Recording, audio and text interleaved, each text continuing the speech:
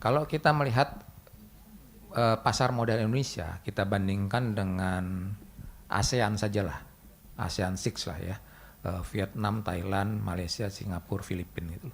Itu kita termasuk yang paling maju, paling besar. Kita bandingkan saja dari sisi jumlah investor. Tadi Pak Jeffrey menekan 23 juta. 23 juta. Tidak ada negara ASEAN yang sebesar itu. Market cap kita paling besar di antara ASEAN 6 ini. Kemudian apalagi?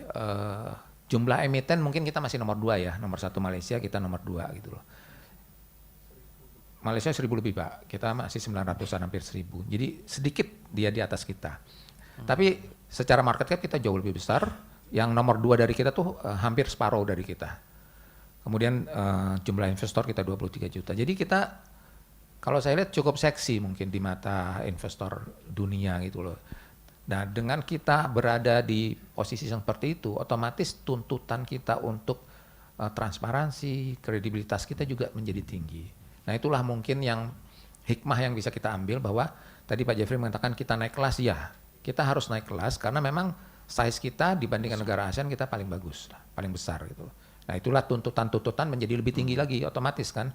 Semakin kita tinggi, semakin besar tuntutan kita untuk transparansi, tata kelola dan sebagainya. Nah itu yang terjadi, hikmah yang bisa kita petik. Dan tadi saya sependapat dengan Pak Jeffrey bahwa ini jadi momentum buat kita untuk naik kelas. Gitu lah.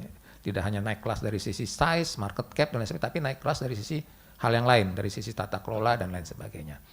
Nah oleh karena itu makanya momentum ini juga dari sisi OJK kita gunakan untuk meluncurkan 8 rencana aksi percepatan reformasi pasar modal Pak.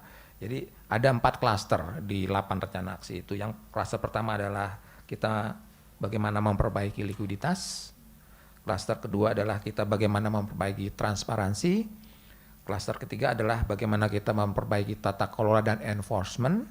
Dan yang keempat adalah bagaimana kita meningkatkan sinergitas antar kementerian lembaga termasuk dalam hal ini dengan pemerintah. Nah itu yang kita lakukan. Nah dari 4 klaster itu kita bagi lagi menjadi 8 rencana aksi tadi.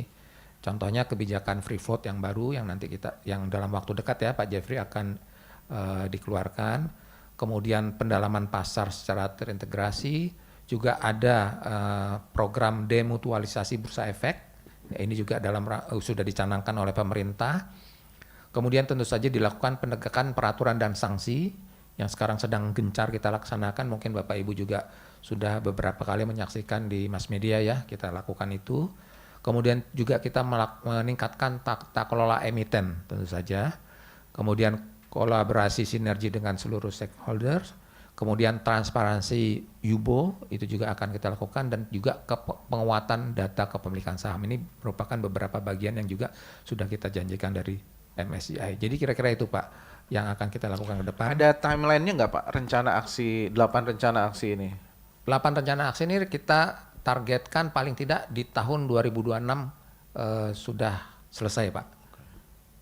Paling tidak tahap pertama nanti sudah selesai di tahun 2026. Dan kita sudah buat matriksnya, kita sudah membentuk satgas dengan Menko Perekonomian, dengan Menteri Keuangan, dengan SRO, dengan OJK dan juga KL terkait untuk membuat matriks dan membuat timeline lah, dan sama-sama memonitor kira-kira pelaksanaan dari 8 rencana aksi itu Pak.